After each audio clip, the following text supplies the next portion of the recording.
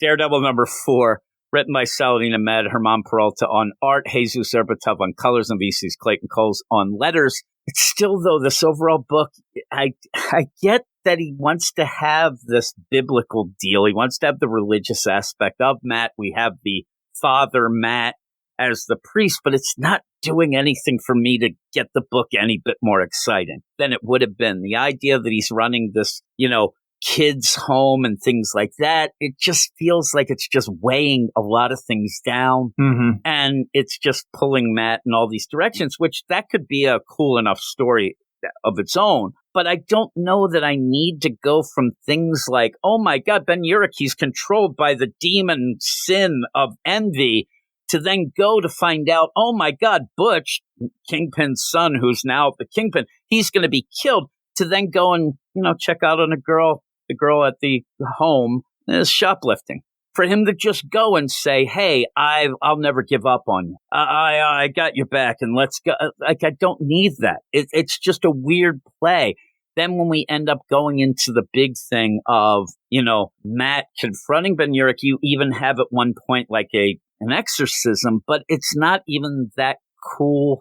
It's weird for me to say it. It was an exorcism. That's what it was. But it's just Daredevil with a cross saying, be gone, demon. And we kind of saw that already. He was doing that with Elektra and what we think is Sloth. So when you see this, it's like more of the same. And now I'm thinking, are we going to have to go through this that many more times? And even then, when you start this 4 issue, more times. Yeah, when you start this issue, you do end up having Matt. And I don't know, also, are you that into the gang, the Heat? Because I'm not. I mean, this idea of the Heat, they are government sponsored. I don't like the basketball team, and I don't like the gang. Exactly. I don't need that. I like icy hot. I don't like that, like heating pads. Actually, I do like heating pads, and I love heated blankets, but I hate the Miami Heat, so we'll go with that. You like spicy stuff. That's heat, too. Yeah, it doesn't like me, but I like it. So you end up where, at the beginning, there is the part, and we're playing, Saladin Ahmed is playing this play of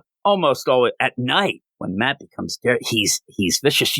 We've even talked about the idea that he might unknowingly be possessed as well at points. Yeah, because he is over the top violent, and he curses a lot. Yeah, he curses a lot, even to the kids in this. Yeah, and it's very odd. But he's got this guy. Batman. Yeah, and he's like, "What's going on?" To reveal that he's holding him over the ledge. Of course, I mean, you want to get even more? He then looks up and there's lightning going. He might as well just jump as he does. Actually, does. He's Batman and Spider-Man combined, flying around the city with us. Exactly, and he's just whipping around. He's over the top violent. He realizes that he's that, but it's almost like, hey, and he says, "When I am the devil, I got to play my part." And he goes on his way. But look at his reflection in that building. It's a devil. Yeah.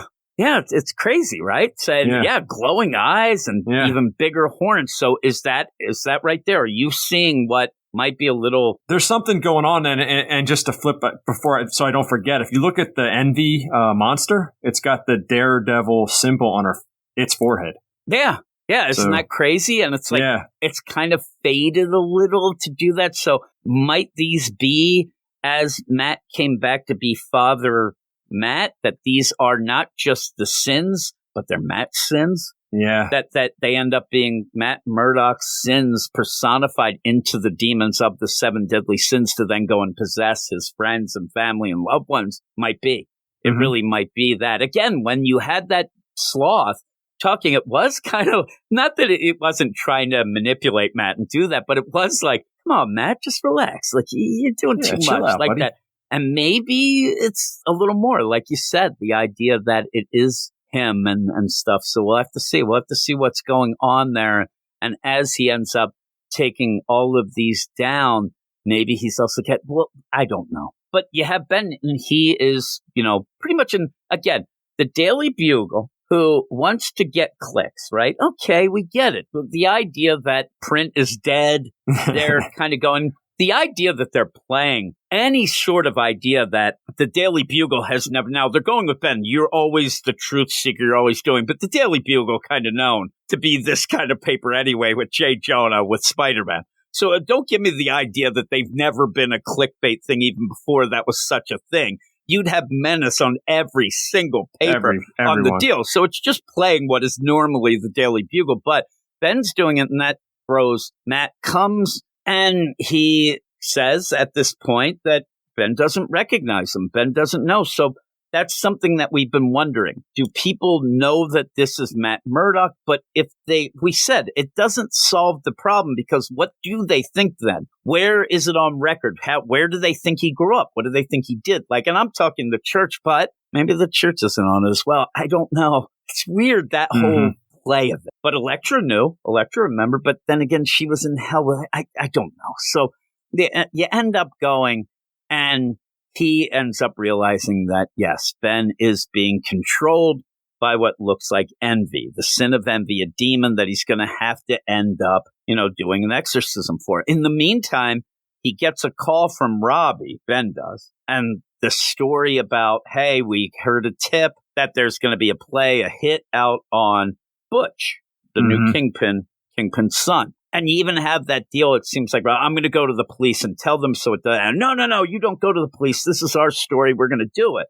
In the meantime, it seems like the police are in on it anyway. But Matt hears this. Matt, just look at that deal. Just look at the demon that is there caressing Ben's. Oh, I didn't even notice that. Yeah, you're right. And just doing that. And then Matt decides, I'll deal with this later. I'll go later. But he knows the demon's there. He sensed it. It just feels like he knows this, but he's like, it'll be fine. It's weird for him to not just exorcism right here, right now. And he is going there as Father Matt. He could have just pull out the cross and do it. He's just there. Do it. You're letting your friend, one of your closest friends, just be possessed at this point to go and try to stop a murder. Well, he's going to go buy that car. Look at it. Look on the computer. Look what he's looking at there. Yeah, he is. He's shopping online. He's going to buy that car. He can show us up in that car. But yeah, Matt just leaves him. He's like, I'll get to this later. He's like, I'm going to let him spend $500,000 on the car before. Feels weird. I'll let him do that and have this crazy demon. And so the other play here, though, is that Matt goes and says, yeah, and he's like, oh, you want to talk to us? Yeah, I've been following your career. He doesn't want to say that he knows him because of all the things going down. But he's like, hey, I've been following your career. And you, Mr. Urich, you were a guy that seeked out the truth. You always ended up. And the play is he's coming there for slander. And the Ben Urich is playing out this idea that this story, just imagine me and you are, we get together to record. I'm like, did you hear the crazy hot gossip about that house for wayward kids that I think they're grooming and raising thieves? You'd be like, what the hell is that? What kind of clickbait is that? Who's clicking on that? Nobody. The big play is, oh my God, this wayward, it's a nothing story. I don't know why they're trying to make it seem like it's this big thing. But we got to get them clicks. Now, Kingpin maybe, getting killed, and keep talking, saying it's Butch. But what's the story there if you just let it happen? It's very odd. It's a very odd play overall of how you're trying to force some of these things into this book where you still end up, well, we got to go help the kids and then we got to do this. And it's just weird because then what happens is Matt then goes and he gets dressed up. Daredevil stuff. He says it's weird during the day. He's going to knock some heads to find out about who's going after Butch. If they end up, are you government funded? It must be the heat. All of that. Right in the middle of that, he gets a call and he's got to go down to the police precinct because the girl who is there and has been, I think that's the same girl that those guys even showed up and, they were trying to make her do some bad stuff. So she's having a hard time of it, but it ends up Ashley. She's trying to find her name. She shoplift candy. It's weird. Saladin Ahmed doesn't want to go too far, awful, but shoplifting candy. So Matt has a girl to stop. her age is stealing makeup or electronic stuff, not candy. Cigarettes. Alcohol. I don't know, something. Yeah, like you said, electronics, candy. And it could come down. She's like, I like candy and I don't have any money. She doesn't really say, and Matt kind of assumes she's doing this to test things out. Do these people really care about me? I'm going to do something bad. Everybody ditches me when I'm bad. So let's see. And if they're good. And it is that play. This is kind of a realistic thing. A lot of times is what, some people will do is they will play this because they think that then it's on their deal. Like, hey, they're going to leave me anyway, so I'm going to do this, and it's my thing to make them leave, and it's that weird play in people's minds. But you do have that, which is okay. But Matt has to leave knocking heads to find out about Butch being killed, to go then and grab. Also says that he also went to the bodega that she ended up stealing it from and talking to them people. Like, you got a lot of things going on. And I understand in the story you're doing this stuff with Ashley and these kids, but seriously, you have one of your best friends. He's there being possessed by a demon, buying $1 trillion cars. I mean, cars that the damn doors open up vertically. That's when you know that stuff is expensive. Then you also have a guy who's going to get killed that he just left a pile of people in like a car garage to go see this girl who was shoplifting candy. So you have that. Then on top of it, he knows that Bullseye's involved. So he just goes from Ashley, hey, don't shoplift anymore, young lady, runs off to where Butch is going to get killed and finds, Bullseye there. Bullseye, yeah. They start fighting in a way that, again, everything just kind of happens. Like, it's just like, oh, man, Bullseye, you're here? Let's fight. And they start fighting. Bullseye then says, I'm going to kill. He gets like a butterfly knife and like that crazy deal and throws it down the hallway. And it goes into Butch. It looks like the entire blade goes into his head. Right into his eye socket. To the point where it has to be halfway through his skull. It's in his and brain. Into his brain. And Matt's like, see, I stopped you from killing him. And then Bullseye goes, no, you didn't. I don't miss.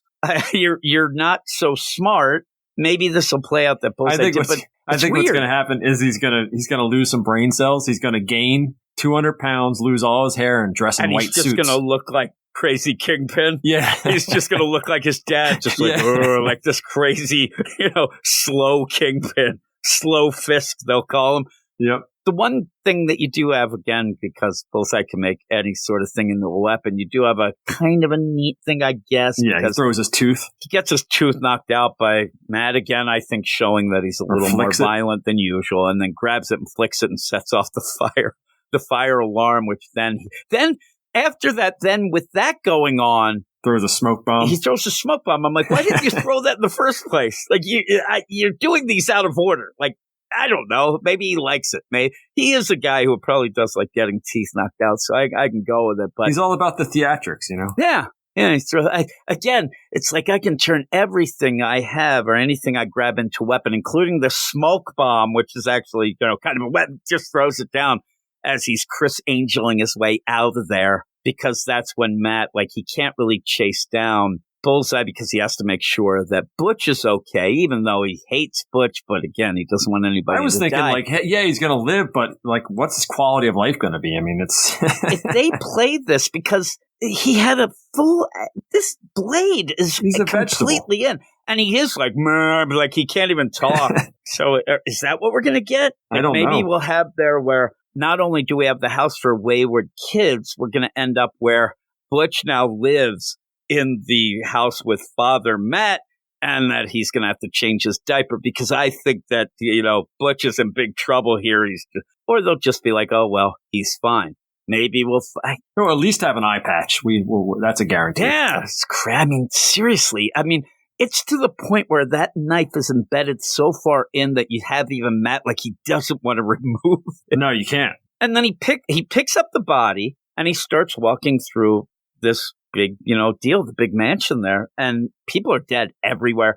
Did you not think that the police were going to show up right here, right now, and think that Daredevil ended up killing everybody? Because I did. The idea, but he keeps mentioning, and that's where Solid Ahmed is like, he's coming up with ways to fudge things. The idea, police still haven't shown up, that means they're involved. I'm like, and then says, oh, the locals have scattered, so that he can now do an exorcism on Ben Urich where nobody will know. Because Ben shows up, and I did say the doors open vertically. They don't on here, but they should. Because he shows up, the way the art is. It looks like he has a mohawk. I thought he had a mohawk. Yeah, it's like he's a badass. He's got this crazy, like, he went from the idea of Matt saying, oh, man, don't do this slander, for him to get the souped up car and get a mohawk, but instead it's It's the light. It's the light from across the street. How old do you think he is? He's 50 to 60 years old. He's dressing like a 20-year-old. He looks like he's in the crowd of Nirvana's Unplugged. It's where he is right now. I thought he had a mohawk. He also has a little, like a Norman Osborn hairdo as well, but it would have been cool if he had that mohawk. He's got a flannel shirt on, rolled up, tight jeans, and boots. He's got it all. I'm sure that somewhere there's a wallet with a chain on it. Yeah. Nonsense. And he's like, hey, I like where he comes in. There's Daredevil, who's carrying pretty much Vegetable Butch, is what we think as he comes out. And Ben pulls up on his ride. He pimped everything, and he's like, hey, is that it, buddy? And the weird play is like, is that it, buddy? And suddenly Daredevil says, oh, Ben, you remember me? Like, just says, is that it, buddy? So he ends up like, oh, man, what the hell's going on? And he puts Butch down, who still has that thing in his head. Still got the knife there. Butch has just got blood all over him. And again, he sets him down to then finally do this exorcism, which in my mind, it's like one of those things where you don't want to wake somebody up who's sleepwalking. They always tell you that, right? Mm-hmm. You also don't want to exorcise a guy who just bought a $500,000 car and it has no way to really pay for it. Just let him go, let him ride, have a good time. But he's like, and this exorcism, it is just like, hey, he that watereth shall be watered also himself. Look at this cross. Shut up, man. Shut up. No. Exorcism, boom, done. Ben falls down and he passes out probably when he realizes how much money he spent on that car. Well, I think he embezzled it from the Daily And Bugle. I was just going to say, though, the idea that at this point where they're going with all these things and the idea that he's going to be able to get any sort of money from that Daily Bugle, who he's desperate for these clicks. But even then, you end up having envy like, oh, my God, no, this was supposed to be my win, mine. I'm so damn jealous of my brothers. They're going to rip you to shreds. Oh, man. Even when he gets out, look at my car, dude. It's like so crazy. But yeah, he exercises them, and it's not as dramatic as the Elektra one, but you still get it. And, well, because of also, too, it's a different artist. It's not Aaron Kuder it isn't this time. Aaron Kuder, which was really good. So you do see that maybe he's fallen behind. Maybe he's still... Herman Peralta does a decent enough job in this. Yeah. The art's pretty good, but it's not as good as Kuder's art was. But it's just a weird progression of an issue of things that happen. Like you end up like having this idea of like a checklist of, okay, Matt has to do this. He's got to have Ashley, with the shoplifting. He's got to find out about Ben. He's got to fight Bullseye. And it's progressed in a weird way. Like maybe you should have started with Ashley getting the shoplift. He goes over to talk to Ashley and says, hey, I got to go and talk to Ben Urich. He goes to talk to Ben and then play it off of that. But when he's in the middle of knocking heads to go do that, to then go right away, a page later, he is legitimately matrixing it out in this lobby and fighting Bullseye.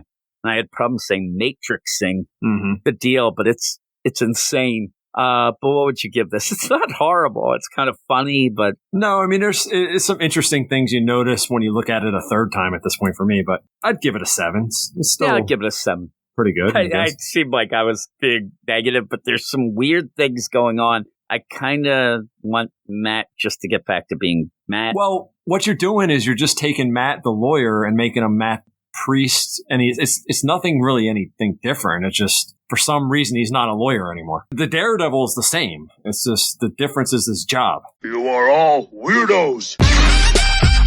Weird science is the revolution. Weird science is the revolution.